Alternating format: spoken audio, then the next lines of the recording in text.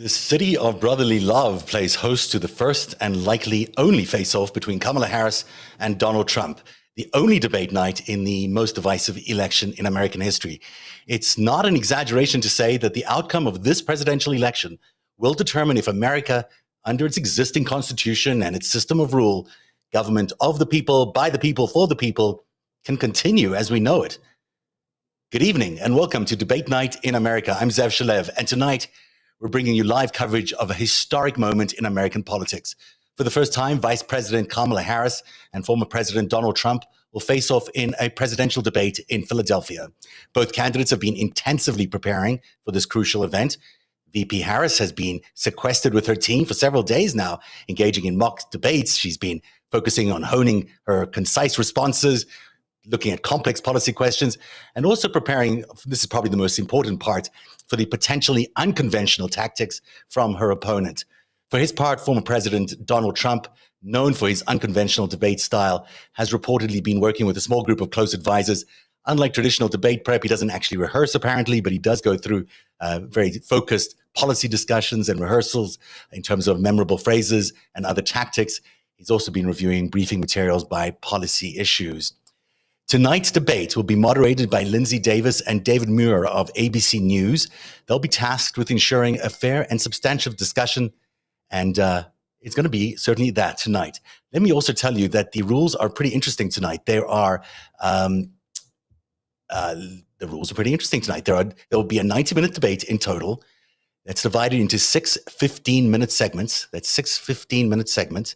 I believe we're about to get going, so let me just switch cameras here and let us join David Muir and Lindsay Davis at our post-game show as soon as it's over. ABC coverage right now of David Muir, Debate Night in America. Tonight, the high-stakes showdown here in Philadelphia between Vice President Kamala Harris and former President Donald Trump. Their first face-to-face meeting in this presidential election, their first face-to-face meeting ever. A historic race for president upended just weeks ago. President Biden withdrawing after his last debate. Donald Trump now up against a new opponent. The candidates separated by the smallest of margins, essentially tied in the polls nationally and in the key battlegrounds, including right here in Pennsylvania, all still very much in play. The ABC News presidential debate starts right now. This is an ABC News special, the most consequential moment of this campaign. Kamala Harris. Together, we will chart a new way forward. Donald Trump. We will soon be a great nation again. Face to face, historic. The ABC News presidential debate. Here now, David Muir and Lindsay Davis. Good evening, I'm David Muir, and thank you for joining us for tonight's ABC News presidential debate. We want to welcome viewers watching on ABC and around the world tonight.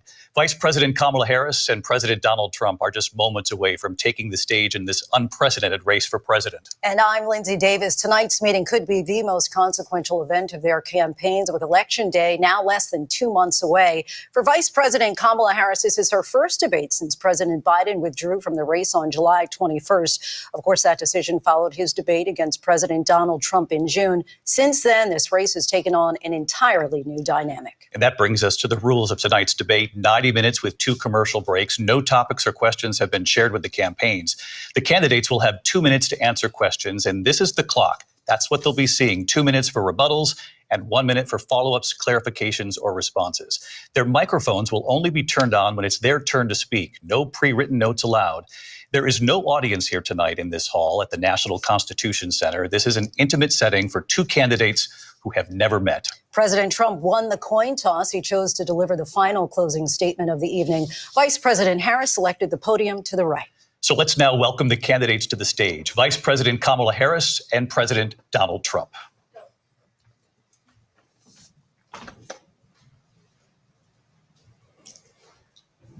Kamala Harris. Let's have a good debate. Nice to see you. Have fun. Thank you. Welcome to you both. It's wonderful to have you. It's an honor to have you both here tonight. Good evening. We are looking forward to a spirited and thoughtful debate. So let's get started. I want to begin tonight with the issue that voters repeatedly say is their number one issue, and that is the economy and the cost of living in this country. Vice President Harris, you and President Trump were elected 4 years ago, and your opponent on the stage here tonight often asks his supporters, are you better off than you were 4 years ago? When it comes to the economy, do you believe Americans are better off than they were 4 years ago? So I was raised as a middle-class kid, and I am actually the only person on this stage who has a plan that is about lifting up the middle class and working people of America. I believe in the ambition, the aspirations, the dreams of the American people. And that is why I imagine and have actually a plan to build what I call an opportunity economy. Because here's the thing. We know that we have a shortage of homes and housing, and the cost of housing is too expensive for far too many people. We know that young families need support to raise their children, and I intend on extending a tax cut for those families of $6,000, which is the largest child tax credit that we have given in a long time, so that those young families can afford to buy a crib, buy a car seat, buy clothes for their children. My passion, one of them, is small businesses. My mother raised my sister and me, but there was a woman who helped raise us. We call her our second mother. She was a small business owner. I love our small businesses. My plan is to give a $50,000 tax deduction to start up small businesses, knowing they are part of the backbone of America's economy. My opponent, on the other hand, his plan is to do what he has done before, which is to provide a tax cut for billionaires and big corporations, which will result in $5 trillion to America's deficit. My opponent has a plan that I call the Trump's sales tax, which would be a 20% tax on everyday goods that you rely on to get through the month. Economists have said that Trump sales tax would actually result for middle-class families in about $4,000 more a year, because of his policies and his ideas about what should be the backs of middle-class people paying for tax cuts for billionaires. President Trump, I'll give you 2 minutes. First of all, I have no sales tax. That's an incorrect statement. She knows that. We're doing tariffs on other countries. Other countries are going to finally, after 75 years, pay us back for all that we've done for the world. And the tariff will be substantial in some cases. I took in billions and billions of dollars, as you know, from China. In fact, they never took the tariff off because it was so much money they can't. It would totally destroy everything that they've set out to do. They're taking in billions of dollars from China and other places. They've left the tariffs on. When I had it, I had tariffs, and yet I had no inflation. Look, we've had a terrible economy because inflation which is really known as a country buster. It breaks up countries. We have inflation like very few people have ever seen before, probably the worst in our nation's history. We were at 21%, but that's being generous because many things are 50, 60, 70, and 80% higher than they were just a few years ago. This has been a disaster for people, for the middle class, but for every class. On top of that, we have millions of people pouring into our country from prisons and jails, from mental institutions and insane asylums, and they're coming in and they're taking jobs that are occupied right now by African Americans and Hispanics, and also unions. Unions are going to be affected very soon. And you see what's happening. You see what's happening with towns throughout the United States. You look at Springfield, Ohio. You look at Aurora in Colorado. They are taking over the towns. They're taking over buildings. They're going in violently. These are the people that she and Biden led into our country, and they're destroying our country. They're dangerous. They're at the highest level of criminality, and we have to get them out. We have to get them out fast. I created one of the greatest economies in the history of our country. I'll do it again and even better. We are going to get to immigration and border security during this debate, but I would like to let Vice President Harris respond on the economy here. Well, I would love to. Let's talk about what Donald Trump left us. Donald Trump left us the worst unemployment since the Great Depression. Donald Trump left us the worst public health epidemic in a century. Donald Trump left us the worst attack on our democracy since the Civil War. And what we have done is clean up Donald Trump's mess. What we have done and what I intend to do is build on what we know are the aspirations and the hopes of the American people. But I'm going to tell you all in this debate tonight, you're going to hear from the same old tired playbook, a bunch of lies, grievances, and name calling. What you're going to hear tonight is a detailed and dangerous plan called Project 2025 that the former president intends on implementing if he were elected again. I believe very strongly that the American people want a president who understands the importance of bringing us together, knowing we have so much more in common than what separates us. And I pledge to you to be a president for all Americans. President Trump will give you a minute here to respond. Number one, I have nothing to do, as you know, and as she knows better than anyone, I have nothing to do with Project 2025. That's out there. I haven't read it. I don't want to read it purposely. I'm not going to read it. This was a group of people that got together. They came up with some ideas, I guess some good, some bad, but it makes no difference. I have nothing to do. Everybody knows I'm an open book. Everybody knows what I'm going to do. Cut taxes very substantially and create a great economy like I did before. We had the greatest economy. We got hit with a pandemic. And the pandemic was not since 1917, where 100 million people died, has there been anything like it. We did a phenomenal job with the pandemic. We handed them over a country where the economy and where the stock market was higher than it was before the pandemic came in. Nobody's ever seen anything like it. We made ventilators for the entire world. We got gowns, we got masks, we did things that nobody thought possible. And people give me credit for rebuilding the military. They give me credit for a lot of things, but not enough credit for the great job we did with the pandemic. But the only jobs they got were bounce back jobs. These were jobs bounced back, and it bounced back and it went to their benefit. But I was the one that created them. They know it, and so does everybody else. Vice President Harris, I'll let you respond.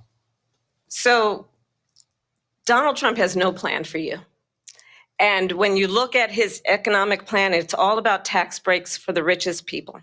I am offering what I describe as an opportunity economy, and the best economists in our country, if not the world, have reviewed our relative plans for the future of America. What Goldman Sachs has said is that Donald Trump's plan would make the economy worse. Mine would strengthen the economy. What the Wharton School has said is Donald Trump's plan would actually explode the deficit. 16 Nobel laureates have described his economic plan as something that would increase inflation and by the middle of next year would invite a recession. You just have to look at where we are and where we stand on the issues. And I'd invite you to know that Donald Trump actually has no plan for you because he is more interested in defending himself than he is in looking out for you. It's just a soundbite. They gave her that to say. Look, I went to the Wharton School of Finance, and many of those professors, the top professors, think my plan is a brilliant plan. It's a great plan. It's a plan that's going to bring up our worth, our value as a country. It's going to make people want to be able to go and work and create jobs and create a lot of good, solid money for our country. And just to finish off, she doesn't have a plan. She copied Biden's plan, and it's like 4 sentences, like run, spot, run. 4 sentences that are just, oh, we'll try and lower taxes. She doesn't have a plan. Take a look at her plan. She doesn't have a plan. Mr. President, I do want to drill down on something you both brought up. The Vice President brought up your tariffs. You responded, and let's drill down on this because your plan is what she calls is essentially a national sales tax. Your proposal calls for tariffs, as you pointed out here, on foreign imports across the board. You recently said that you might double your plan, imposing tariffs up to 20% on goods coming into this country. As you know, many economists say that with tariffs at that level, costs are then passed on to the consumer. Vice President Harris has argued it'll mean higher prices on gas, food, clothing, medication, arguing it costs the typical family nearly $4,000 a year. Do you believe Americans can afford higher prices because of tariffs? They're not going to have higher prices. What's going to have and who's going to have higher prices is China and all of the countries that have been ripping us off for years. I was the only president ever. China was paying us hundreds of billions of dollars, and so were other countries. And, you know, if she doesn't like them, they should have gone out and they should have immediately cut the tariffs. But those tariffs are there 3.5 years now under their administration. We are going to take in billions of dollars, hundreds of billions of dollars. I had no inflation, virtually no inflation. They had the highest inflation perhaps in the history of our country because I've never seen a worse period of time. People can't go out and buy cereal or bacon or eggs or anything else. The people of our country are absolutely dying with what they've done. They've destroyed the economy. And all you have to do is look at a poll. The polls say 80 and 85 and even 90% that the Trump economy was great, that their economy was terrible. Vice President Harris, I do want to ask for your response. And you heard what the president said there, because the Biden administration did keep a number of the Trump tariffs in place. So how do you respond? Well, let's be clear that the Trump administration resulted in a trade deficit, one of the highest we've ever seen in the history of America. He invited trade wars. You want to talk about his deal with China? What he ended up doing is, under Donald Trump's presidency, he ended up selling American chips to China to help them improve and modernize their military, basically sold us out, when a policy about China should be in making sure the United States of America wins the competition for the 21st century, which means focusing on the details of what that requires, focusing on relationships with our allies, focusing on investing in American-based technology so that we win the race on AI, on quantum computing, focusing on what we need to do to support America's workforce so that we don't end up having on the short end of the stick in terms of workers' rights. But what Donald Trump did, let's talk about this, with COVID, is he actually thanked President Xi for what he did during COVID. Look at his tweet. Thank you, President Xi, exclamation point, when we know that Xi was responsible for lacking and not giving us transparency about the origins of COVID. President Trump, I'll let you respond. First of all, they bought their chips from Taiwan. We hardly make chips anymore because of philosophies like they have and policies like they have. I don't say her because she has no policy. Everything that she believed 3 years ago and 4 years ago is out the window. She's going to my philosophy now. In fact, I was going to send her a MAGA hat. She's gone to my philosophy. But if she ever got elected, she'd change it. And it will be the end of our country. She's a Marxist. Everybody knows she's a Marxist. Her father's a Marxist professor in economics, and he taught her well. But when you look at what she's done to our country, and when you look at these millions and millions of people that are pouring into our country monthly, where it's, I believe, 21 million people, not the 15 that people say, and I think it's a lot higher than the 21. That's bigger than New York State pouring in. And just look at what they're doing to our country. They're criminals. Many of these people coming in are criminals. And that's bad for our economy, too. You know, you mentioned before, we'll talk about immigration later. Well, bad immigration is the worst thing that can happen to our economy. They have, and she has, destroyed our country with policy that's insane. Almost policy that you'd say they have to hate our country. President Trump, thank you. Lindsay? I want to turn to the issue of abortion. President Trump, you've often touted that you were able to kill Roe v. Wade. Last year, you said that you were proud to be the most pro-life president in American history. Then last month, you said that your administration would be great for women and their reproductive rights. In your home state of Florida, you surprised many with regard to your 6-week abortion ban, because you initially had said that it was too short. And you said, quote, I'm going to be voting that we need more than 6 weeks. But then the very next day, you reversed course and said you would vote to support the 6-week ban. Vice President Harris says that women shouldn't trust you on the issue of abortion because you've changed your position so many times. Therefore, why should they trust you? Well, the reason I'm doing that vote is because the plan is, as you know, the vote is, they have abortion in the 9th month. They even have, and you can look at the governor of West Virginia, the previous governor of West Virginia, not the current governor, who's doing an excellent job, but the governor before, he said the baby will be born and we will decide what to do with the baby. In other words, we'll execute the baby. And that's why I did that, because that predominates, because they're radical. The Democrats are radical in that. And her vice presidential pick, which I think was a horrible pick, by the way, for our country, because he is really out of it. But her vice presidential pick says abortion in the 9th month is absolutely fine. He also says execution after birth. It's execution, no longer abortion, because the baby is born, is okay. And that's not okay with me, hence the vote. But what I did is something for 52 years. They've been trying to get Roe v. Wade into the states. And through the genius and heart and strength of 6 Supreme Court justices, we were able to do that. Now, I believe in the exceptions for rape, incest, and life of the mother. I believe strongly in it. Ronald Reagan did also. 85% of Republicans do. Exceptions, very important. but we were able to get it, and now states are voting on it. And for the first time, you're going to see, look, this is an issue that's torn our country apart for 52 years.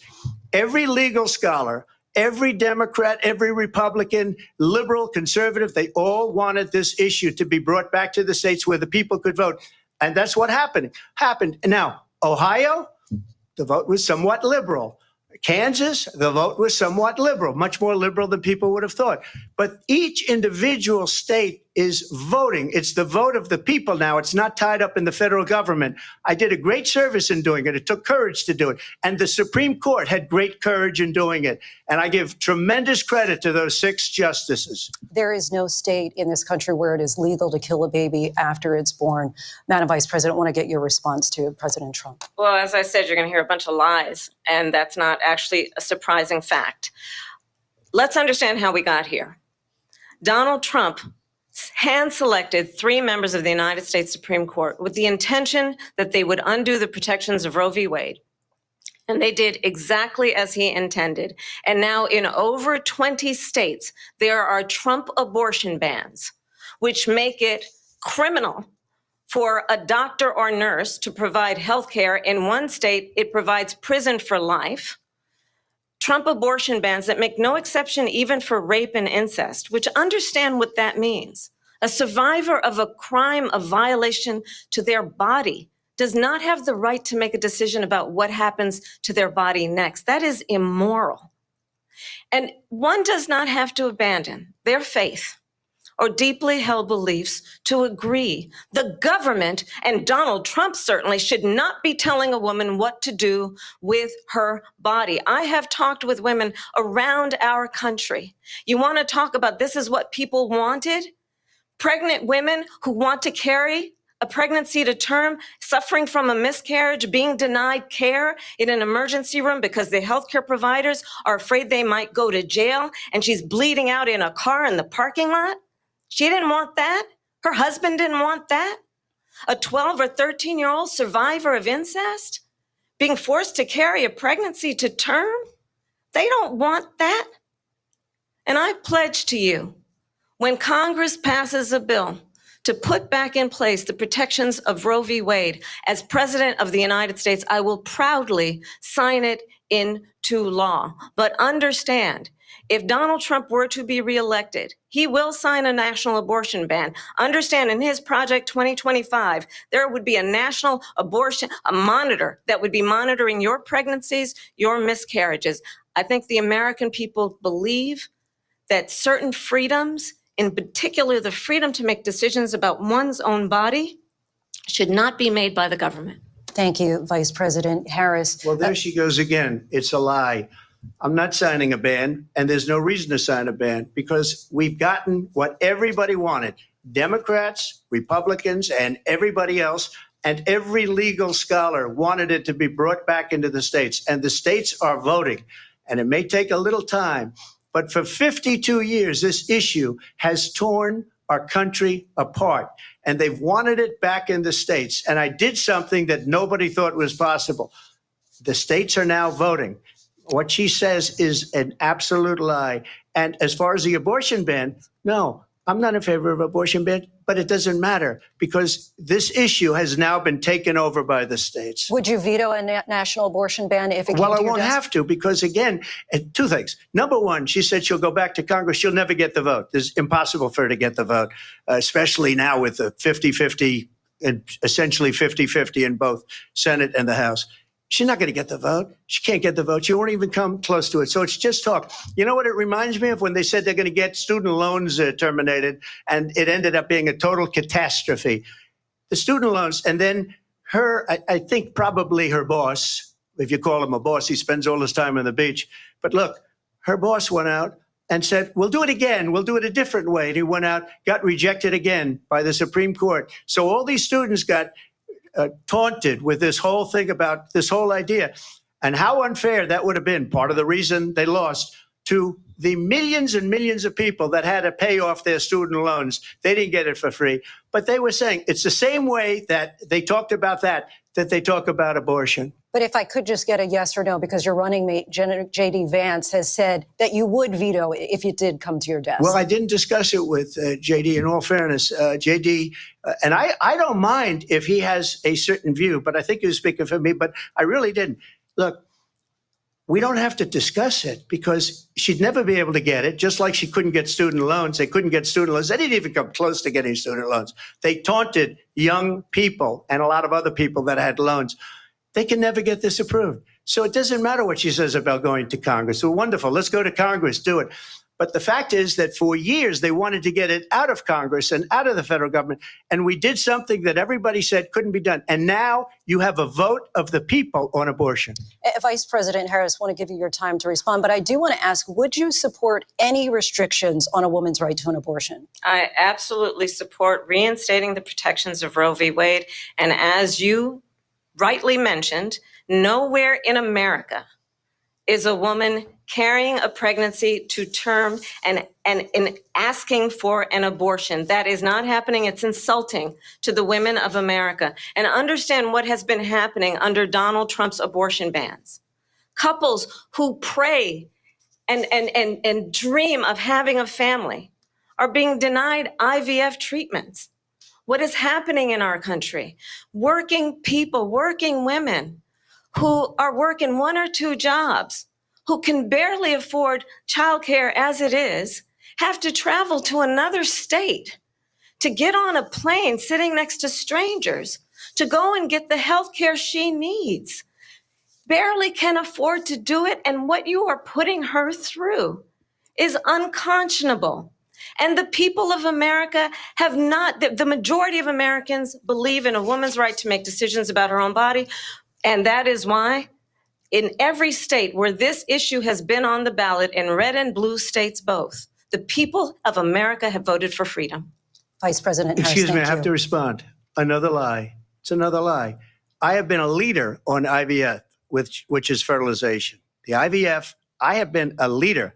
In fact, when they got a very negative decision on IVF from the Alabama courts, I saw the people of Alabama and the legislature 2 days later voted it in. I've been a leader on it. They know that, and everybody else knows it. I have been a leader on fertilization, IVF. And the other thing, you should ask, will she allow abortion in the 8th month, 9th month, 7th month? Come on. Okay, would you do that? Why don't you ask her that question? Why don't you answer the question? Would you because veto? Under Roe v. Wade, answer the question, would you veto? You could do abortions in the 7th month, the 8th month, the 9th That's month, not true. and probably after birth. Just look at the former governor of Virginia. The governor of Virginia said, we put the baby aside and then we determine what we want to do with the baby. President Trump, thank you. We're going to turn now to immigration and border security. We know it's an issue that's important to Republicans, Democrats, voters across the board in this country. Vice President Harris, you were tasked by President Biden with getting to the root causes of migration from Central America. We know that illegal border crossings reached a record high in the Biden administration. This past June, President Biden imposed tough new asylum restrictions. We know the numbers since then have dropped significantly. But my question to you tonight is, why did the administration wait until 6 months before the election to act? And would you have done anything differently from President Biden on this? So I'm the only person on this stage who has prosecuted transnational criminal organizations for the trafficking of guns, drugs, and human beings. And let me say that the United States Congress, including some of the most conservative members of the United States Senate, came up with a border security bill, which I supported. And that bill would have put 1,500 more border agents on the border to help those folks who are working there right now overtime, trying to do their job. It would have allowed us to stem the flow of fentanyl coming into the United States. I know there are so many families watching tonight who have been personally affected by the surge of fentanyl in our country. That bill would have put more resources to allow us to prosecute transnational criminal organizations for trafficking in guns, drugs, and human beings. But you know what happened to that bill? Donald Trump got on the phone, called up some folks in Congress, and said, kill the bill. And you know why? Because he'd prefer to run on a problem instead of fixing a problem. And understand, this comes at a time where the people of our country actually need a leader who engages in solutions, who actually addresses the problems at hand. But what we have in the former president is someone who would prefer to run on a problem instead of fixing a problem. And I'll tell you something, he's going to talk about immigration a lot tonight, even when it's not the subject that is being raised. And I'm going to actually do something really unusual, and I'm going to invite you to attend one of Donald Trump's rallies, because it's a really interesting thing to watch. You will see during the course of his rallies, he talks about fictional characters like Hannibal Lecter. He will talk about windmills cause cancer. And what you will also notice is that people start leaving his rallies early out of exhaustion and boredom. And I will tell you, the one thing you will not hear him talk about is you. You will not hear him talk about your needs, your dreams, and your desires. And I'll tell you, I believe you deserve a president who actually puts you first. And I pledge to you that I will. Vice President Harris, thank you. President Trump, on that point, I want to get your response. Well, I would like to respond. Let me just ask, though, why did you try to kill that bill, and successfully so? That would have put thousands of additional agents and officers on the border. First, let me respond as to the Please. rallies. She said people start leaving. People don't go to her rallies. There's no reason to go. And the people that do go, she's bussing them in and paying them to be there, and then showing them in a different light. So she can't talk about that. People don't leave my rallies. We have the biggest rallies, the most incredible rallies in the history of politics. That's because people want to take their country back. Our country is being lost. We're a failing nation. And it happened 3.5 years ago. And what's going on here, you're going to end up in World War III, just to go into another subject.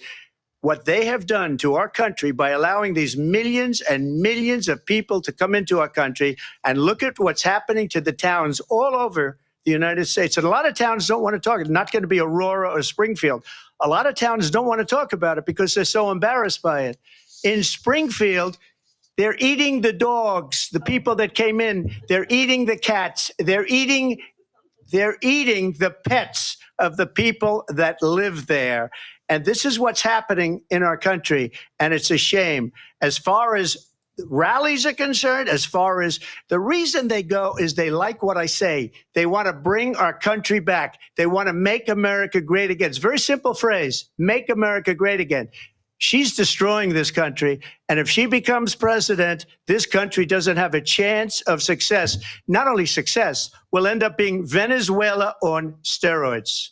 I just want to clarify here. You bring up Springfield, Ohio, and ABC News did reach out to the city manager there. He told us there have been no credible reports of specific claims of pets being harmed, injured, or abused by individuals within the immigrant community. Well, I've seen people on television. Let me just say here, this is the people on television say my dog was taken and used for food. So maybe he said that, and maybe that's a good thing to say for a city manager. I'm not taking this from but television. The people I'm on taking it from television the city saying manager. their dog was eaten by the people that went there. Again, the Springfield city manager says there's no evidence of that. Vice President Harris, I'll let you respond to the rest of what you've heard. You talk about extreme. This is, I think, one of the reasons why in this election, I actually have the endorsement of 200 Republicans who have formerly worked with President Bush, Mitt Romney, and John McCain, including the endorsement of former Vice President Dick Cheney and Congress member Liz Cheney. And if you want to really know the inside track on who the former president is, if he didn't make it clear already, just ask people who have worked with him. His former chief of staff, a 4-star general, has said he has contempt for the Constitution of the United States. His former national security advisor has said he is dangerous and unfit. His former Secretary of Defense has said the nation, the Republic, would never survive another Trump term. And when we listen to this kind of rhetoric, when the issues that affect the American people are not being addressed, I think the choice is clear in this election. President Trump, I'll give you a quick minute to respond here. Thank you, because when I hear that, see, I'm a different kind of a person. I fired most of those people. Not so graciously. They did bad things or a bad job. I fired them. They never fired one person. They didn't fire anybody having to do with Afghanistan and the Taliban and the 13 people whose were just killed, viciously and violently killed. And I got to know the parents and the family. They didn't fire. They should have fired all those generals, all those top people, because that was one of the most incompetently handled situations anybody has ever seen. So when somebody does a bad job, I fire him. And you take a guy like Esper, he was no good, I fired him. So he writes a book. Another one writes a book, because with me, they can write books. With nobody else can they? But they have done such a poor job, and they never fire anybody. Look at the economy. Look at the inflation. They didn't fire any of their economists. They have the same people. That's a good way not to have books written about you. But just to finish, I got more votes than any Republican in history by far. In fact, I got more votes than any president, sitting president in history by far. Let me continue on immigration. It was what you wanted to talk about earlier. So let's get back to your deportation proposal that the vice president has reacted to as well. President Trump, you call this the largest domestic deportation operation in the history of our country. You say you would use the National Guard. You say if things get out of control, you'd have no problem using the U.S. military. Police, yes. You also said you would use local police. How would you deport 11 million undocumented immigrants? I know you believe that number is much higher. Take us through this. What does this look like? Will authorities be going door to door in this country? Yeah, it is much higher because of them. They allowed criminals, many, many millions of criminals. They allowed terrorists. They allowed common street criminals. They allowed people to come in, drug dealers, to come into our country. And they're now in the United States and told by their countries like Venezuela, don't ever come back or we're going to kill you. Do you know that crime in Venezuela and crime in countries all over the world is way down? You know why? Because they've taken their criminals off the street and they've given them to her to put into our country. And this will be one of the greatest mistakes in history for them to allow. And I think they probably did it because they think they're going to get votes, but it's not worth it because they're destroying the fabric of our country by what they've done. There's never been anything done like this at all. They've destroyed the fabric of our country. Millions of people let in, and all over the world, crime is down all over the world except here. Crime here is up and through the roof. Despite their fraudulent statements that they made, crime in this country is through the roof. And we have a new form of crime. It's called migrant crime. And it's happening at levels that nobody thought possible. President Trump, as you know, the FBI says overall violent crime is actually coming down in this country. But Vice Excuse me, President the Harris, FBI they were defrauding statements. They didn't include the worst cities. They didn't include the cities with the worst crime. It was a fraud, just like their number of 818,000 jobs that they said they created turned out to be a fraud. President Trump, thank you. I'll let you respond, Vice President Harris. Well, I think this is so rich coming from someone who has been prosecuted for national security crimes, economic crimes, election interference, has been found liable for sexual assault, and his next big court appearance is in November at his own criminal sentencing. And let's be clear, where each person stands on the issue of what is important about respect for the rule of law and respect for law enforcement. The former vice president called for defunding federal law enforcement, 45,000 agents, get this, on the day after he was arraigned on 34 felony counts. So let's talk about what is important in this race. It is important that we move forward, that we turn the page on this same old tired rhetoric and address the needs of the American people, address what we need to do about the housing shortage, which I have a plan for, address what we must do to support our small businesses, address bringing down the price of groceries. But frankly, the American people are exhausted with this same old tired playbook. Vice President Harris, thank you. Excuse me. Every one of those cases was started by them against their political opponent. And I'm winning most of them, and I will win the rest on appeal. And you saw that with the decision that came down just recently from the Supreme Court. I'm winning most of them. But those are cases, it's called weaponization. Never happened in this country. They weaponized the Justice Department. Every one of those cases was involved with the DOJ, from Atlanta and Fani Willis to the Attorney General of New York and the DA in New York. Every one of those cases.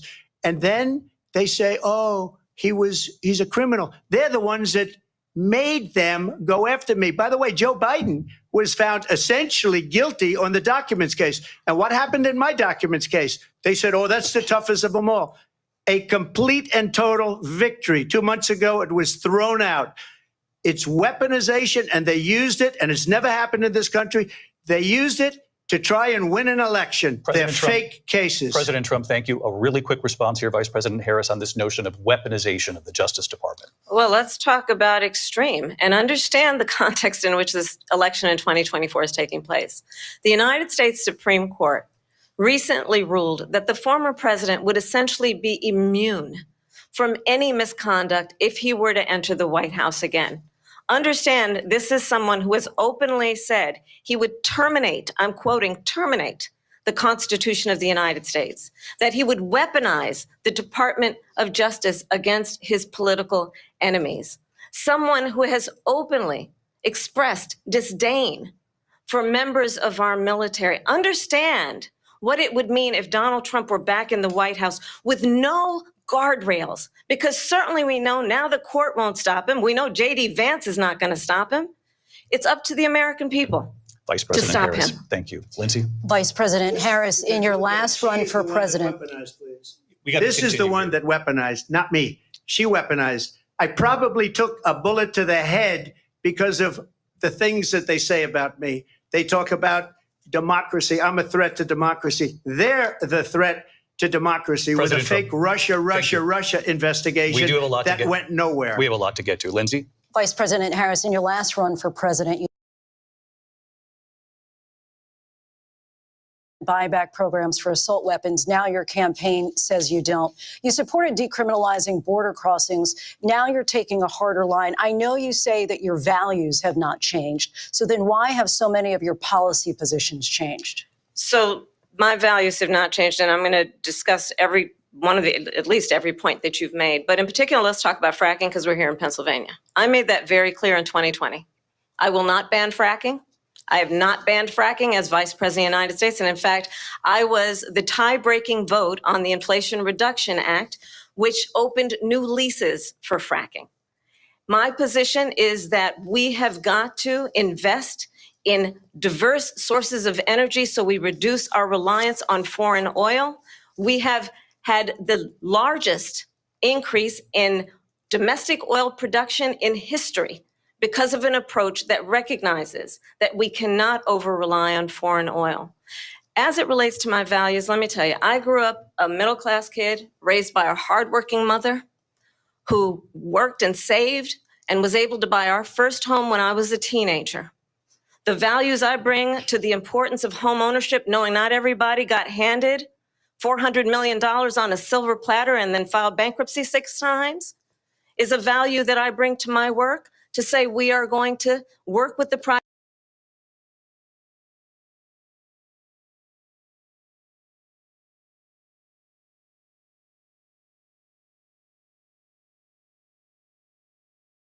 by her stepfather.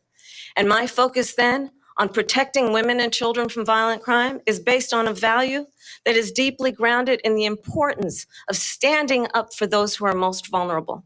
My work that is about protecting Social Security and Medicare is based on longstanding work that I have done, protecting seniors from scams. My values have not changed. And what is important is that there is a president who actually brings values and a perspective that is about lifting people up and not beating people down and name calling. The true measure of the leader is the leader who actually understands the strength is not in beating people down, it's in lifting people up. I intend to be that president. President Trump, your response? response? First of all, I wasn't given $400 million. I wish I was. My father was a Brooklyn builder, Brooklyn, Queens, and a great father, and I learned a lot from him. But I was given a fraction of that, a tiny fraction, and I built it into many, many billions of dollars, many, many billions. And when people see it, they are even surprised. So we don't have to talk about that. Fracking, she's been against it for 12 years. Defund the police, she's been against that forever. She gave all that stuff up very wrongly, very horribly, and everybody's laughing at it, okay? They're all laughing at it. She gave up at least 12 and probably 14 or 15 different policies. Like, she was big on defund the police. In Minnesota, she went out, wait a minute, I'm talking now, if you don't mind, please. Does that sound familiar? She went out in Minnesota and wanted to let criminals that killed people, that burned down Minneapolis, she went out and raised money to get them out of jail. She did things that nobody would ever think of. Now she wants to do transgender operations on illegal aliens that are in prison. This is a radical left liberal that would do this. She wants to confiscate your guns, and she will never allow fracking in Pennsylvania. If she won the election, fracking in Pennsylvania will end on day one. Just to finish, one thing so important, in my opinion. So I got the oil business going like nobody has ever done before. When they took over, they got rid of it, started getting rid of it, and the prices were going up the roof. They immediately let these guys go to where they were. I would have been 5 times, 4 times, 5 times higher, because you're talking about 3.5 years ago. They got it up to where I was because they had no choice, because the prices of energy were quadrupling and doubling. You saw what happened to gasoline. So they said, let's go back to Trump. But if she won the election, the day after that election, they'll go back to destroying our country, and oil will be dead. Fossil fuel will be dead. We'll go back to windmills, and we'll go back to solar, where they need a whole desert to get some energy to come out. You ever see a solar plant? By the way, I'm a big fan of solar, but they take 400, 500 acres of desert President soil. Trump, we have a These lot are of not good issues things that for we the have to get environment, to. as We're she out of time. understands. Thank you. Lindsay, thank you. We have an election in just 56 days. And I want to talk about the peaceful transfer of power, which, of course, we all know is a cornerstone of our democracy, and the role of a president in a moment of crisis. Mr. President, on January 6th, you told your supporters to march to the Capitol. You said you would be right there with them. The country and the world saw what played out at the Capitol that day, the officers coming under attack. Aides in the West Wing say you watched it unfold on television off the Oval Office. You did send out tweets, but it was more than 2 hours before you sent out that video message telling your supporters to go home. Is there anything you regret about what you did on that day? You just said a thing that isn't covered. Peacefully and patriotically, I said during my speech, not later on. Peacefully and patriotically. And nobody on the other side was killed. Ashley Babbitt was shot by an out-of-control police officer that should have never, ever shot her. It's a disgrace. But we didn't do this group of people that have been treated so badly. I ask, what about all the people that are pouring into our country and killing people that she allowed to pour in? She was the border czar. Remember that. She was the border czar. She doesn't want to be called the border czar because she's embarrassed by the border. In fact, she said at the beginning, oh, I'm surprised you're not talking about the border yet. That's because she knows what a bad job they've done. What about those people? When are they going to be prosecuted? When are these people from countries all over the world, not just South America? They're coming in from all over the world, David, all over the world. And crime rates are down all over the world because of it. But let me just when ask are those, David, when are those people going to be prosecuted? When are the people that burned down Minneapolis going to be prosecuted? Or in Seattle? They went into Seattle. They took over a big percentage of the city of Seattle. When are those people going to be prosecuted? But let me just ask you. You might ask her that question. You were the president. You were watching it unfold on television. It's a very simple question as we move forward toward another election. Is there anything you regret about what you did on that day? Yes or no? I had nothing to do with that other than they asked me to make a speech. I showed up for a speech. I said, I think it's going to be big. I went to Nancy Pelosi and the mayor of Washington, D.C., and the mayor put it back in writing, as you know. I said, this is going to be a very big rally or whatever you want to call it. And again, it wasn't done by me. It was done by others. I said, I'd like to give you 10,000 National Guard or soldiers. They rejected me. Nancy Pelosi rejected me. It was just 2 weeks ago. Her daughter has a tape of her saying she is fully responsible for what happened. They want to get rid of that tape. It would have never happened if Nancy Pelosi and the mayor of Washington did their jobs. I wasn't responsible for security. Nancy Pelosi was responsible. She didn't do her job. The question was about you as president, not about former Speaker Pelosi, but I do want Vice President Harris to respond here. I was at the Capitol on January 6th. I was the vice president-elect. I was also an acting senator. I was there. And on that day, the president of the United States incited a violent mob to attack our nation's capital, to desecrate our nation's capital. On that day, 140 law enforcement officers were injured, and some died. And understand, the former president has been indicted and impeached for exactly that reason. But this is not an isolated situation. Let's remember Charlottesville, where there was a mob of people carrying tiki torches, spewing anti-Semitic hate. And what did the president then at the time say?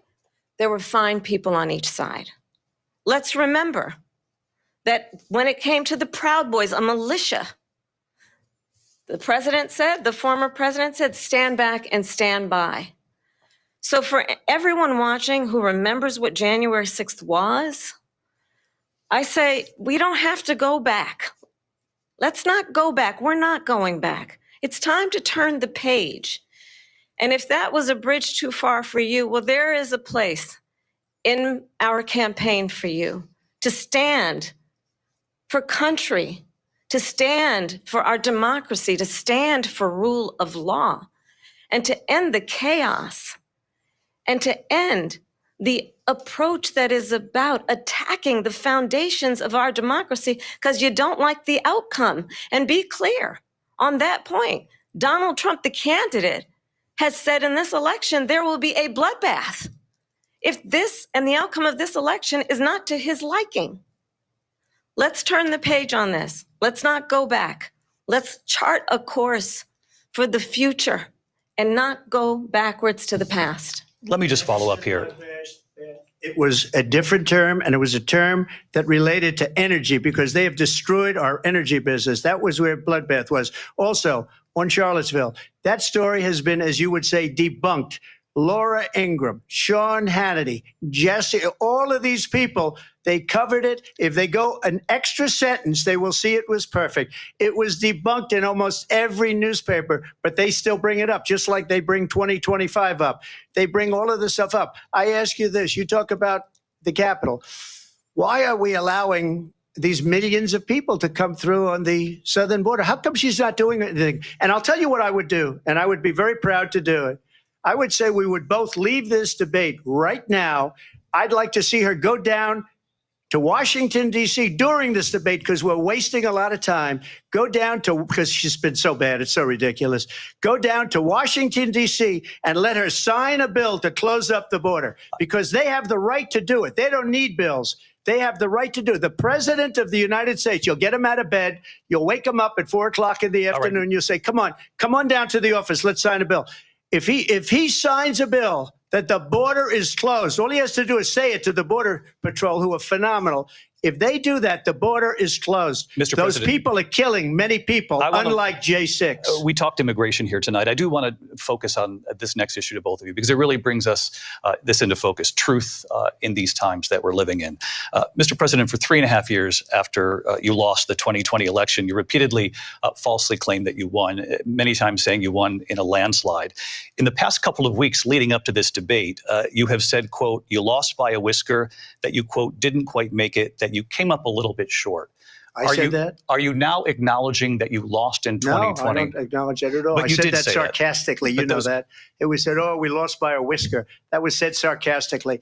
Look, there's so much proof. All you have to do is look at it. And they should have sent it back to the legislatures for approval.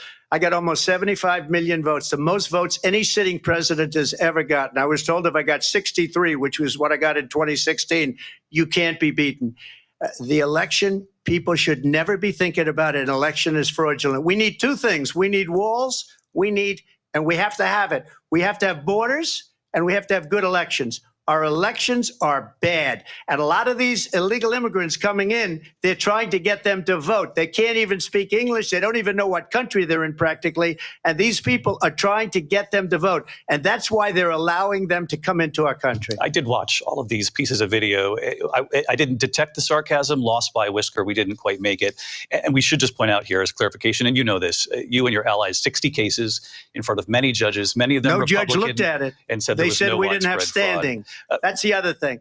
They said we didn't have standing, a technicality. Can you imagine a system where a person in an election doesn't have standing? The president of the United States doesn't have standing. That's how we lost.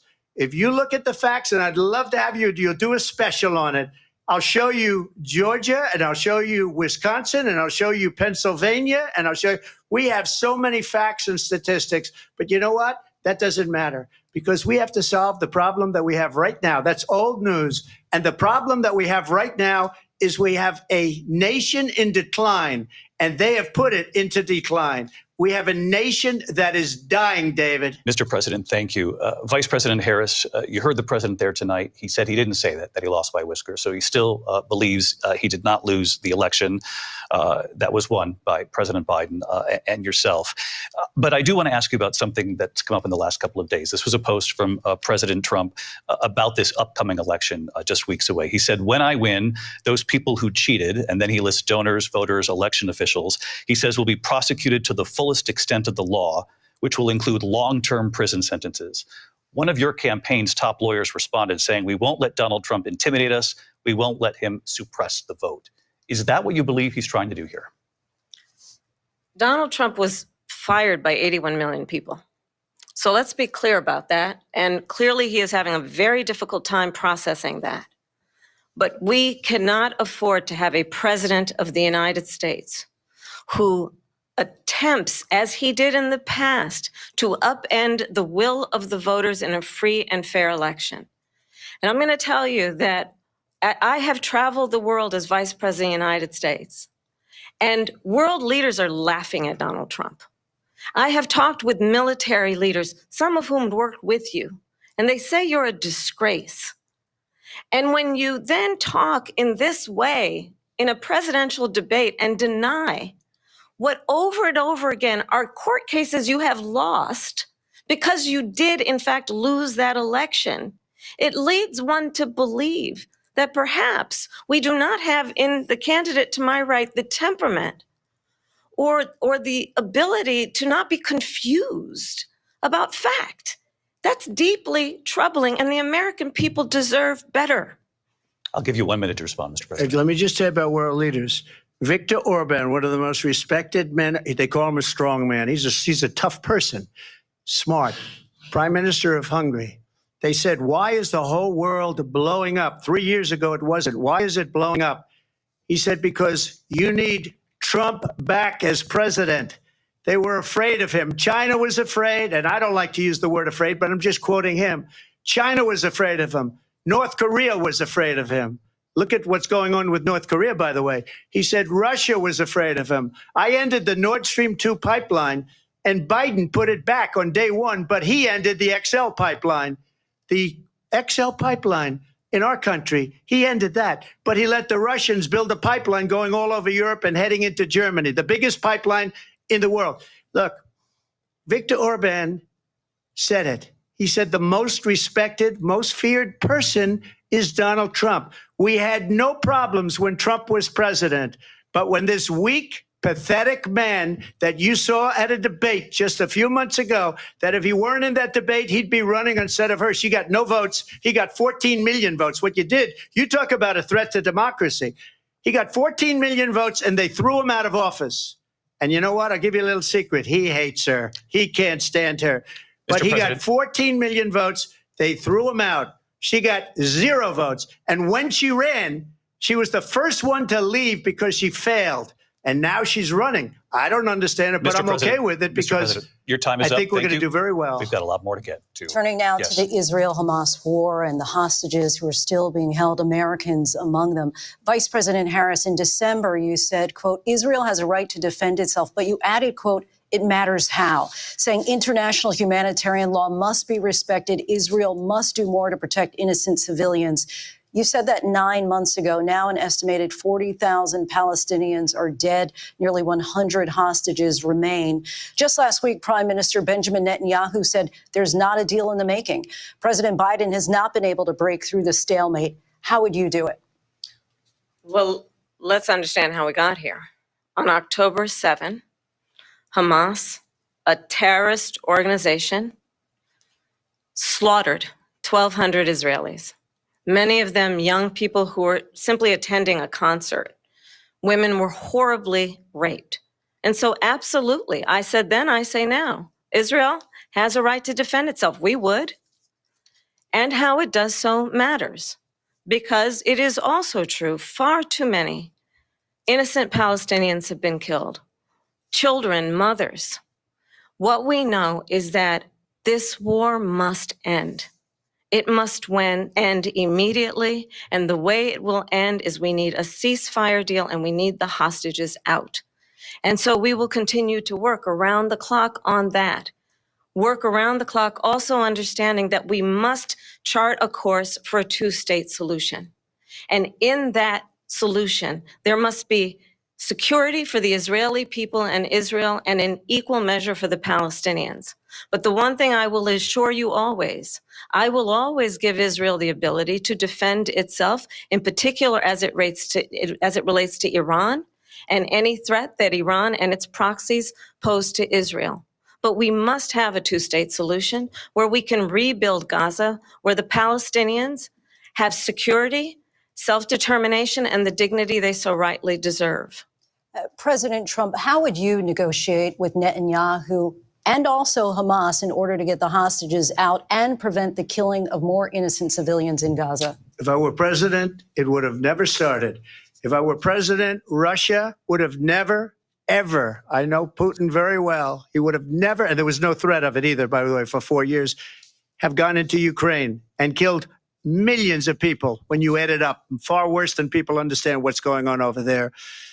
But when she mentions about Israel, all of a sudden, she hates Israel. She wouldn't even meet with Netanyahu when he went to Congress to make a very important speech. She refused to be there because she was at a sorority party of hers. She wanted to go to the sorority party.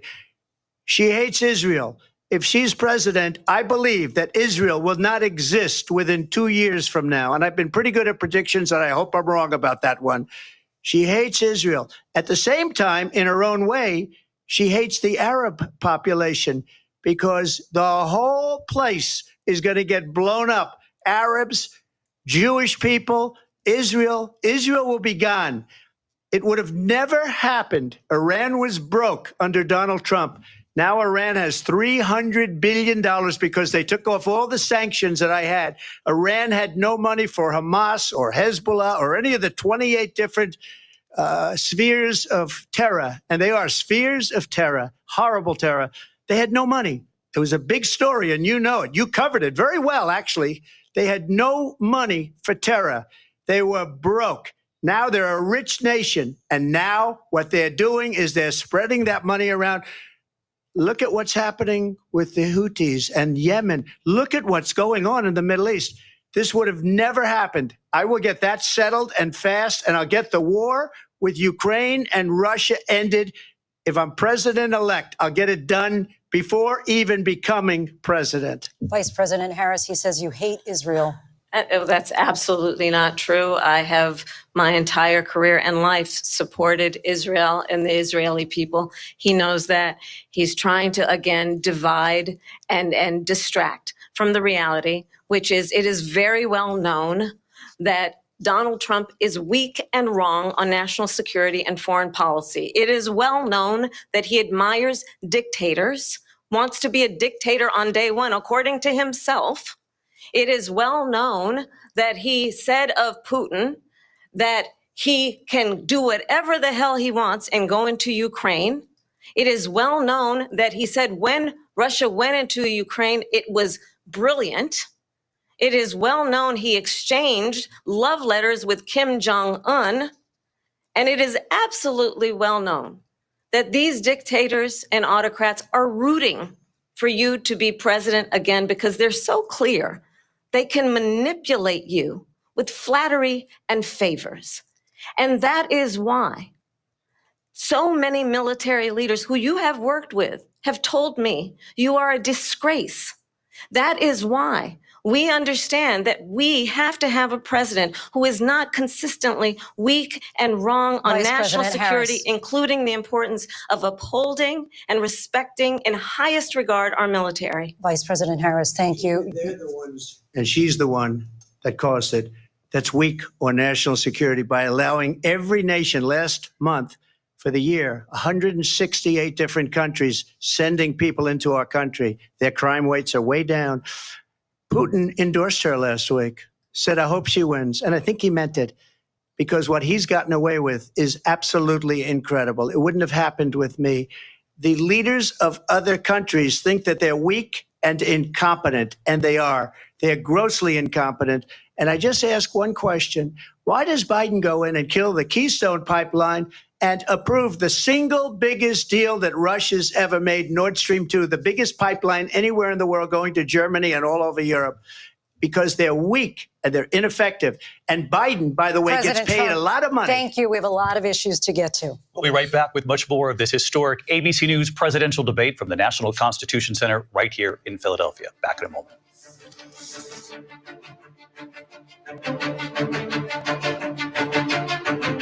The ABC News presidential debate will continue after this.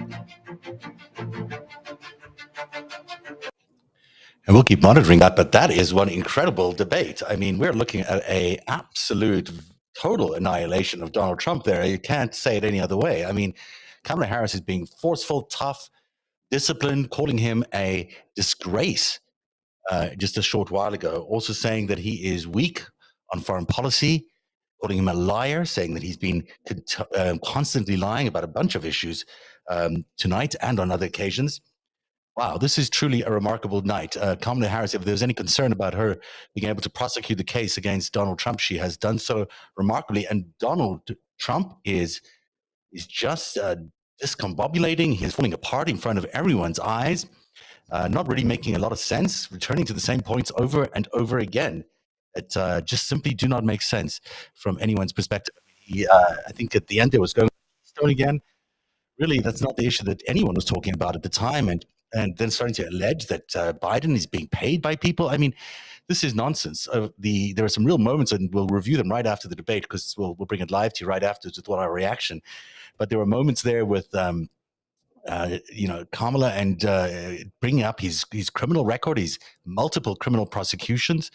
There were also moments there where she was just laughing at some of his ridiculous conspiracy theories about these animals supposedly being killed or eaten alive in Cincinnati or something like that by immigrants. Of course, David Muir there of ABC News correcting the record right away. So it is debate night in America, but it is also fundamentally the worst night in Donald Trump's life, because what happens from here is not looking good. I mean, he surely can't see a lift out of this debate. He's going to see more of a decline, and she is presenting a vision which is strong, bright, and powerful for the future, and one that says, let's turn the page on the past, and let's chart a new course for a new future, as she puts it.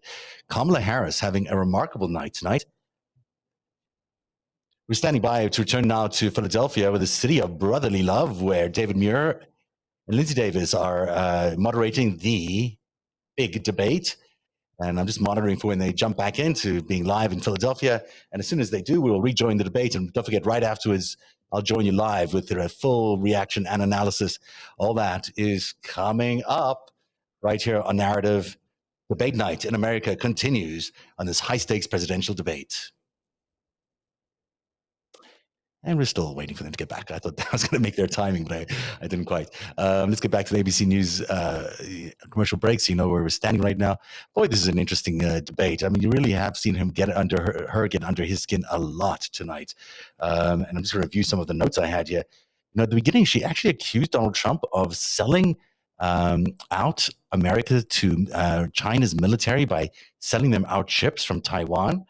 That is a really interesting story I've not really heard develop very far, but that was quite a moment there when Kamala Harris accused Trump of doing that, selling us out to to China's military.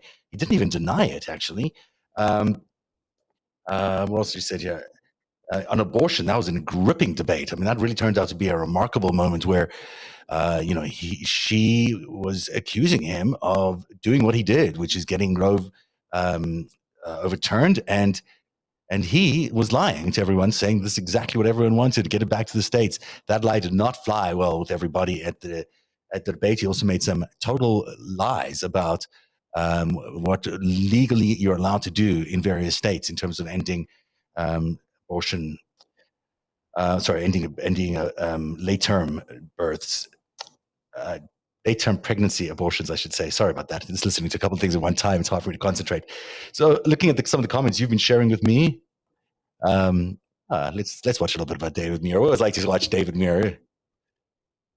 They do great marketing at ABC, don't they?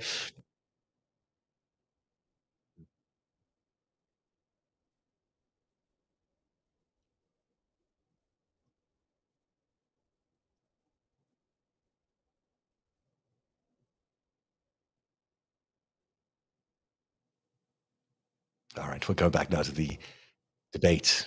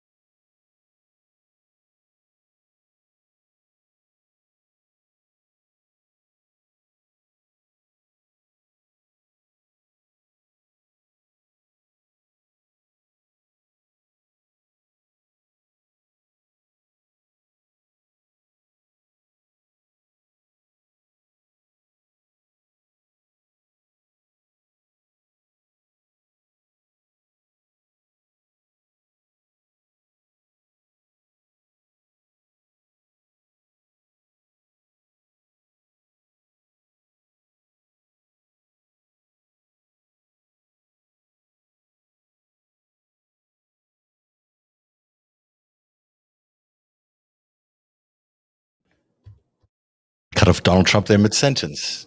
He's still talking. He's still talking. Let's go back to it.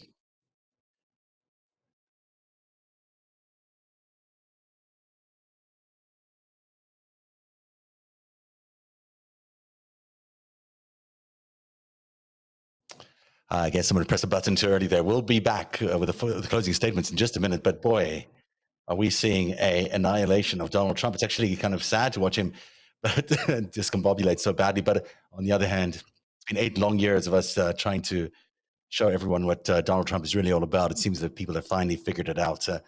And this is a remarkable performance by very talented Kamala Harris, who has taken him to task tonight in so many ways.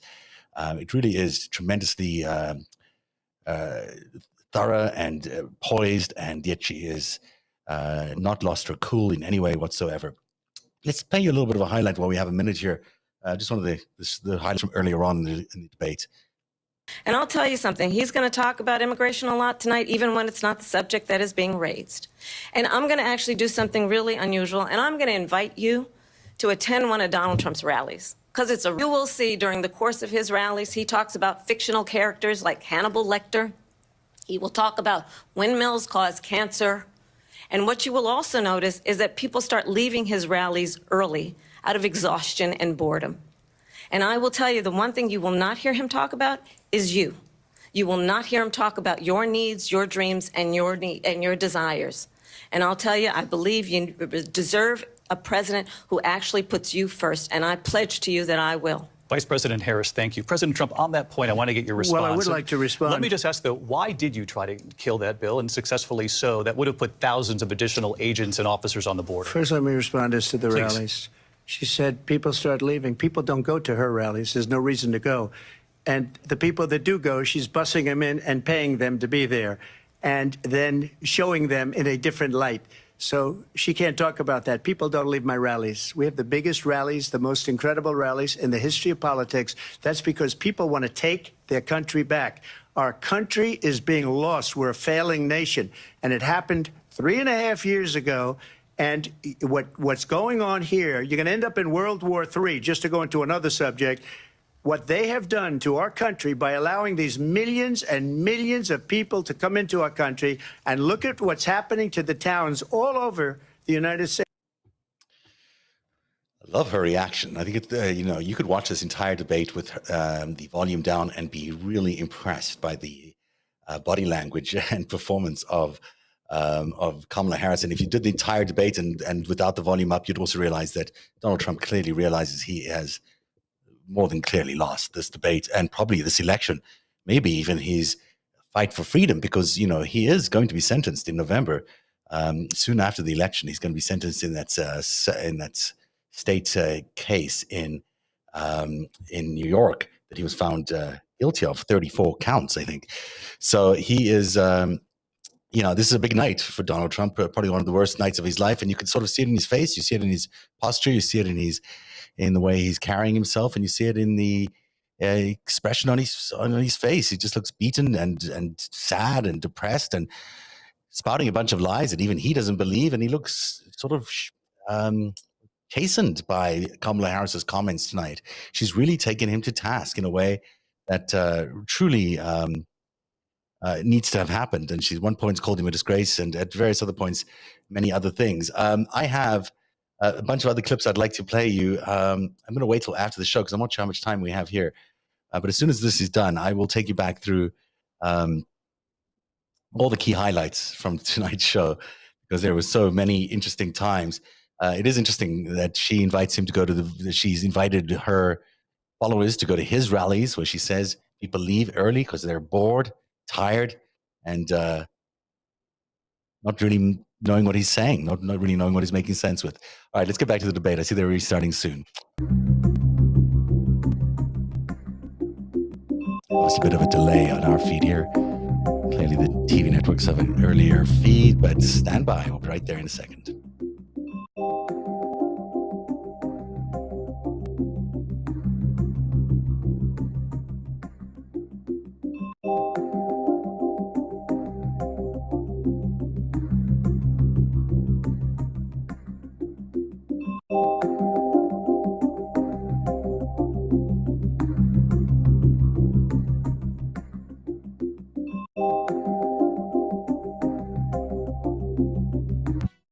live from the National Constitution Center in Philadelphia, Pennsylvania.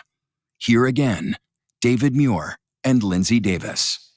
Welcome back tonight. The time has come for closing statements, and Vice President Harris, we begin with you. So I think you've heard tonight two very different visions for our country. One that is focused on the future, and the other that is focused on the past, and an attempt to take us backward. But we're not going back. And I do believe that the American people know we all have so much more in common than what separates us, and we can chart a new way forward. Understanding the aspirations, the dreams, the hopes, the ambition of the American people, which is why I intend to create an opportunity economy, investing in small businesses, in new families, in what we can do around protecting seniors, what we can do that is about giving hardworking folks a break and bringing down the cost of living. I believe in what we can do together that is about sustaining America's standing in the world and ensuring that we have the respect that we so rightly deserve, including respecting our military and ensuring we have the most lethal fighting force in the world. I will be a president that will protect our fundamental rights and freedoms, including the right of a woman to make decisions about her own body and not have her government tell her what to do. I'll tell you, I started my career as a prosecutor. I was a DA, I was an attorney general, a United States senator, and now vice president. I've only had one client, the people. And I'll tell you, as a prosecutor, I never asked a victim or a witness, are you a Republican or a Democrat? The only thing I ever asked them, are you okay? And that's the kind of president we need right now. Someone who cares about you and is not putting themselves first.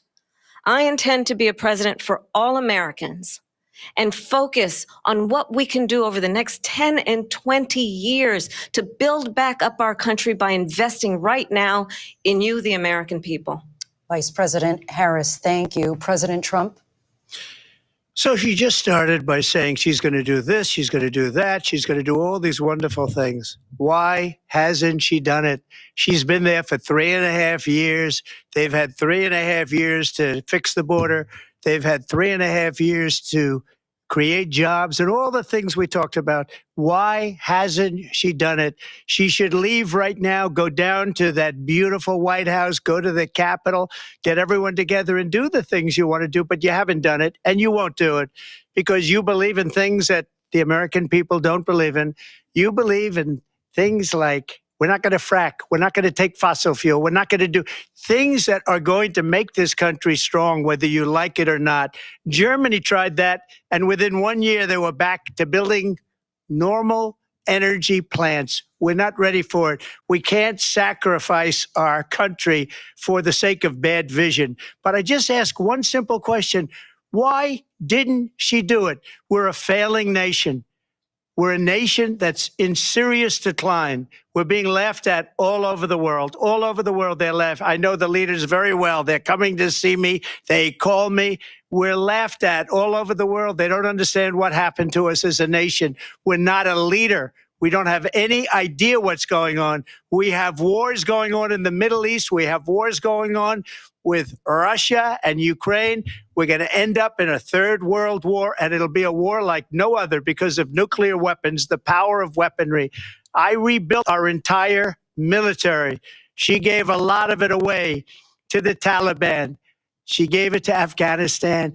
What these people have done to our country, and maybe toughest of all, is allowing millions of people to come into our country. Many of them are criminals, and they're destroying our country.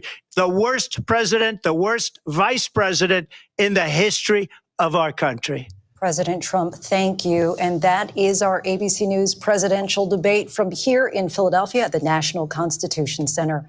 I'm Lindsay Davis. And I'm David Muir. Thank you for watching here in the U.S. and all over the world, and from all of us here at ABC News. Good night.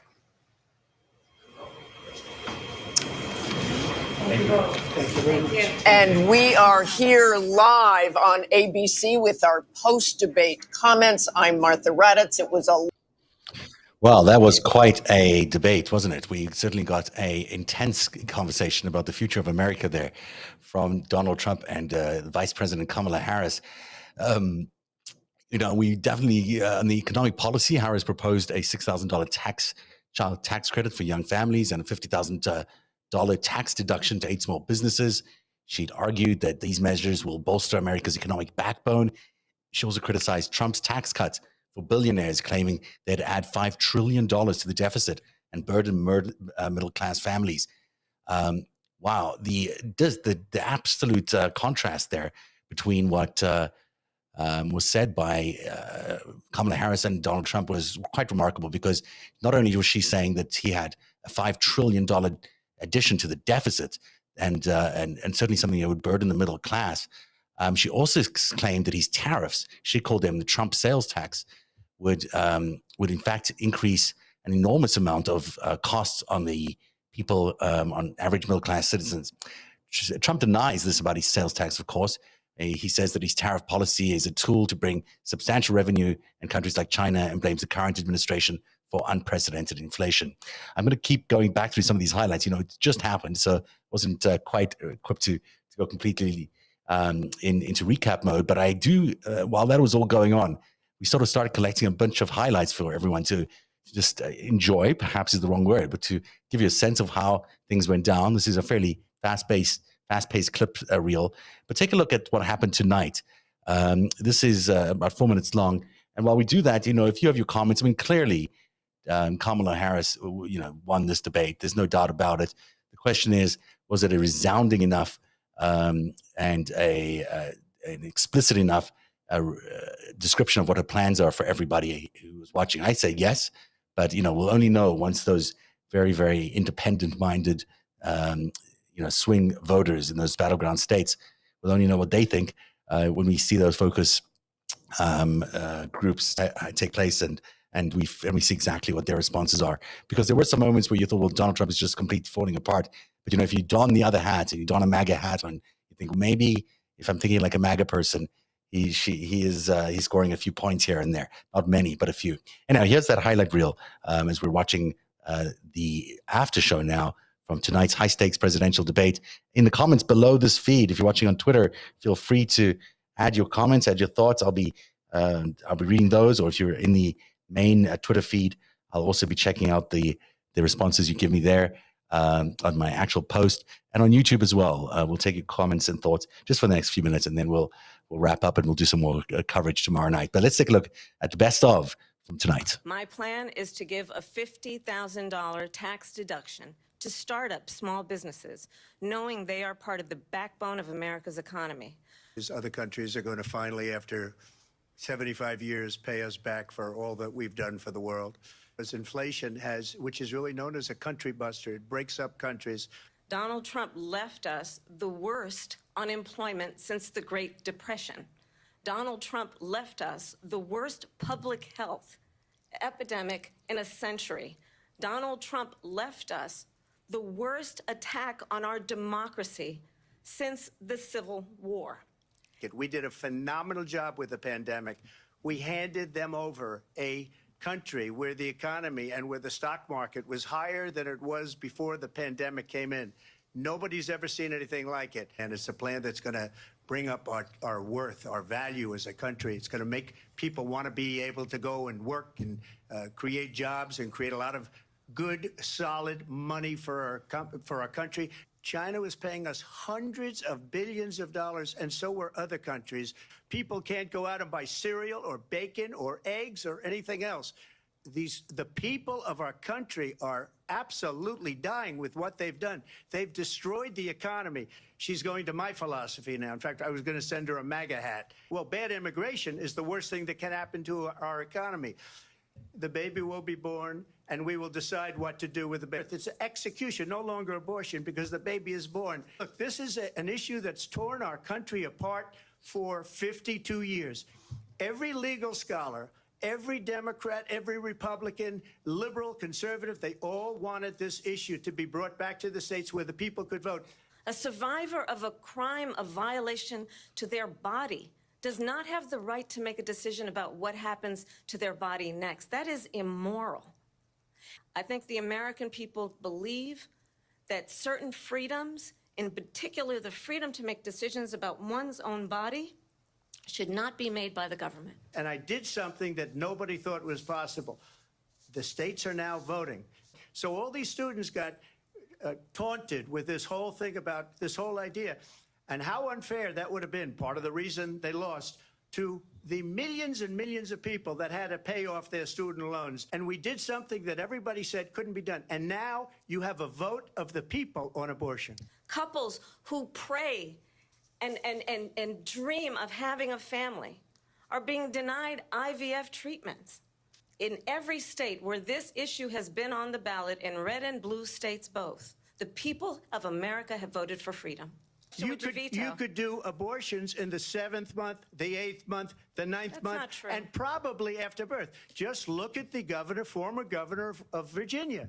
The governor of Virginia said, we put the baby aside and then we determine what we want to do with the baby. So I'm the only person on this stage who has prosecuted transnational criminal organizations for the trafficking of guns, drugs, and human beings. You deserve a president who actually puts you first, and I pledge to you that I will. We're a failing nation, and it happened 3.5 years ago. And what's going on here, you're going to end up in World War III. They're eating the pets of the people that live there. And this is what's happening in our country, and it's a shame. As far as rallies are concerned, as far as the reason they go is they like what I say. They want to bring our country back. In this election, I actually have the endorsement of 200 Republicans who have formerly worked with President Bush, Mitt Romney, and John McCain, including the endorsement of former Vice President Dick Cheney and Congress member Liz Cheney. They should have fired all those generals, all those top people, because that was one of the most incompetently handled situations anybody has ever seen. I got more votes than any president, sitting president, in history by far. Well, they've destroyed the fabric of our country. Crime is down all over the world except here. Crime here is up and through the roof.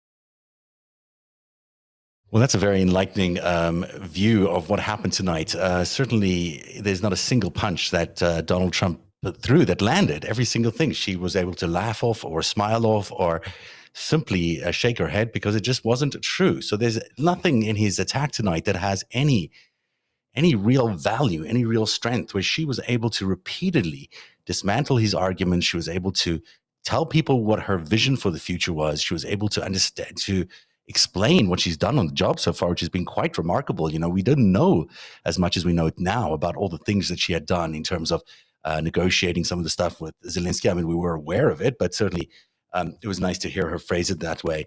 And she certainly drew a distinction tonight between herself and Joe Biden, which I think was probably necessary considering the circumstances.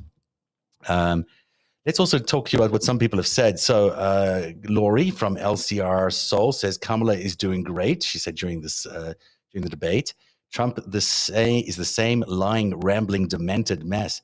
He did seem to me like he was losing it halfway through, like he was slurring a lot. There was points in the debate where he seemed to not know what he was talking about. He lost his perception. He repeated odd things about the Keystone Pipeline, which didn't make any sense. And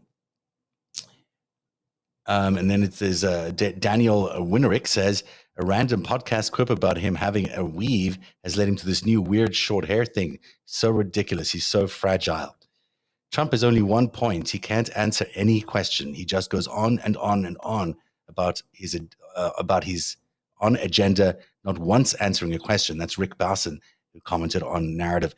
And that's sort of the shift of things to come. As you look at everyone's comments throughout the entire night, it's all been comments disparaging Donald Trump's performance and really raising up Kamala Harris, who many people doubted could actually achieve this level of competitiveness and this resolve. And I think there's no doubt now that she's not scared of this man. He is obviously a diminished political entity right now. It'll be interesting to see if he, in fact, is able to even muster a single swing state after tonight's performance. Now, debates are often not predeterminant of how people might vote, but it does look to me like there was just a tremendous blow to his campaign tonight that he cannot really recover from, not to any good measure. Let's take a listen to another highlight, just because we're here. We might as well take a listen to a couple of other things that they spoke about. Here's them talking about tariffs. Your proposal calls for tariffs, as you pointed out here, on foreign imports across the board. You recently said that you might double your plan, imposing tariffs up to 20% on goods coming into this country. As you know, many economists say that with tariffs at that level, costs are then passed on to the consumer. Vice President Harris has argued it'll mean higher prices on gas, food, clothing, medication, arguing it costs the typical family nearly $4,000 a year. Do you believe Americans can afford higher prices because of tariffs? They're not going to have higher prices. What's going to have and who's going to have higher prices is China and all of the countries that have been ripping us off for years. I was the only president ever. China was paying us hundreds of billions of dollars, and so were other countries. And, you know, if she doesn't like them, they should have gone out and they should have immediately cut the tariffs. But those tariffs are there 3.5 years now under their administration. We are going to take in billions of dollars, hundreds of billions of dollars. I had no inflation, virtually no inflation. They had the highest inflation perhaps in the history of our country, because I've never seen a worse period of time. People can't go out and buy cereal or bacon or eggs or anything else. The people of our country are absolutely dying with what they've done. They've destroyed the economy. And all you have to do is look at a poll. The polls say 80 and 85 and even 90% that the Trump economy was great, that their economy was terrible. Vice President Harris, I do want to ask for your response. And you heard what the president said there, because the Biden administration did keep a number of the Trump tariffs in place. So how do you respond? Well, let's be clear that the Trump administration resulted in a trade deficit, one of the highest we've ever seen in the history of America. He invited trade wars. You want to talk about his deal with China? What he ended up doing is, under Donald Trump's presidency, he ended up selling American chips to China to help them improve and modernize their military, basically sold us out, when a policy about China should be in making sure the United States of America wins the competition for the 21st century, which means focusing on the details of what that requires, focusing on relationships with our allies, focusing on investing in American-based technology so that we win the race on AI, on quantum computing, focusing on what we need to do to support America's workforce so that we don't end up having, on the short end of the stick, in terms of workers' rights. But what Donald Trump did, let's talk about this, with COVID, is he actually thanked President Xi for what he did during COVID. Look at his tweet. "Thank you, President Xi," exclamation point, when we know that Xi was responsible for lacking and not giving us transparency about the origins of COVID. President Trump, I'll let you respond. First of all, they bought their chips from Taiwan. We hardly make chips anymore because of philosophies like they have and policies like they have. I don't say her because she has no policy. Everything that she believed 3 years ago and 4 years ago is out the window. She's going to my philosophy now. In fact, I was going to send her a MAGA hat. She's gone to my philosophy. But if she ever got elected, she'd change it. And it will be the end of our country. She's a Marxist. Everybody knows she's a Marxist. Her father's a Marxist professor in economics, and he taught her well. But when you look at what she's done to our country, and when you look at these millions and millions of people that are pouring into our country monthly, where it's, I believe, 21 million people, not the 15 that people say, and I think it's a lot higher than the 21. That's bigger than New York State pouring in. And just look at what they're doing to our country. They're criminals. Many of these people coming in are criminals. And that's bad for our economy, too. You know, you mentioned before, we'll talk about immigration later. Well, bad immigration is the worst thing that can happen to our economy. He does go on to various different topics in one question, which makes it really hard to follow what he's talking about. But that initial exchange about the tariffs, and where he talks about his deal with China, and then it's her subsequent response, where she talks about him providing these chips for the Chinese military and selling America out, is about the first time I've heard such a bold, direct argument from this administration and the future administration, it seems, against Donald Trump, framing him as being an agent of Russia, of China. And of course, they're allied to Russia. So it certainly seems like those two are allied. Now, it might not sound like those were the words that came out of her mouth, but really, if he's doing something like that, if he's doing something like awarding the Chinese government these chips that were due to come to us for their military buildup, which we know is a threat to the United States. Obviously, this is the kind of thing you would only do if you're being paid by them or somehow owed something to them. Similarly, she raised the whole thing about the secrets, about the secrets at Mar-a-Lago and where those went. So we've now beginning to hear at least a outline of a description of Donald Trump as being beholden to these foreign powers. And another part of the debate, she went on and on about how they laughed at him because they could flatter him so easily and get whatever they wanted. And she also described how partners of the United States have told her in various meetings that Donald Trump was a disgrace as the president of the United States. So you do definitely get a sense that they're beginning to paint him for the first time publicly, it seems to me, as a real traitor, as an enemy of America, as someone who's working on behalf of America's adversaries in order to diminish America. And that is a remarkably important point. I hope everyone pays attention to that in the next 24 hours. And it's important that we start to underline, along with the Russian indictments that came down this week, that there is a real case building against Donald Trump as being an absolute traitor to the United States.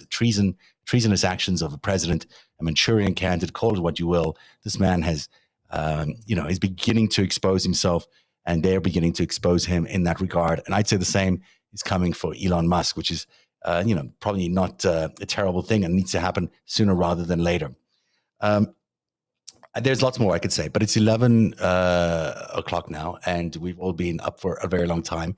Tomorrow, I will do a follow-up show with a lot of this content, more slickly put together, and also with some additional guests. So I look forward to having that tomorrow night. Until then, I want to wish you a very good night. This has been Debate Night in America on Narativ. It's the first time I've carried a live debate. I think maybe the second time a live debate. It's always interesting doing this. And it's always fascinating how many of you choose Narativ. Thank you very much for making us part of your diet of politics and news.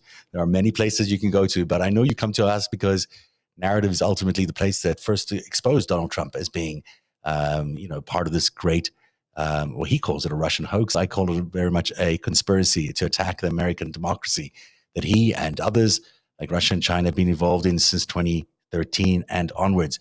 And that's our track record, and we've been doing that ever since. And that's why you've come to us. Now, I also should point out that tonight's debate did not have any of the technical snafus that happened in the last debate with Joe Biden and Donald Trump. Although at some point, I did think that Donald Trump looked a little bit drugged. Maybe he looked like he was losing himself. He was tired. Something wasn't feeling quite right about the way he was performing. But then he often is like that because the man, he's an old guy. He's 78. Certainly has diminished skills. He doesn't make as much sense as he used to, and just kept rambling on tonight about things that didn't make sense.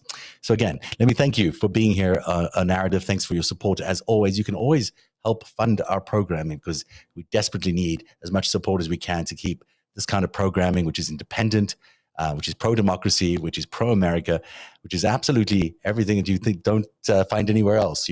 This is truly independent television dedicated to serving the people of America and to giving you the truth in American news. Now, the way you can subscribe to us is at narrative.substack.com. That's NARATIV.substack.com, or at patreon.com/narrative, patreon.com/narrative.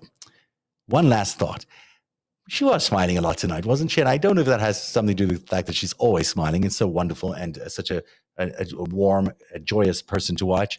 But it was part of my 10-point advice plan today. I hope the Vice President got a chance to read that advice, and I hope it was helpful to her in coming up with today's incredible debate performance. The Kamala Harris is absolutely on the way to the White House tonight. Donald Trump might be on his way to the jailhouse as things are going. Thank you very much for watching Narativ tonight. We'll see you again tomorrow night. One day, you'll tell the story of autocrats, crooks, and kings. who came for our freedom.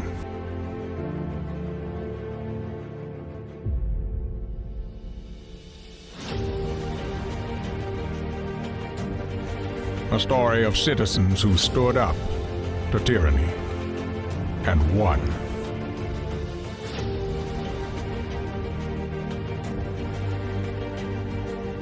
The people prevailed and renewed an old vow to a more perfect union. And that was just the beginning. The story continues. Narativ. Truth lives.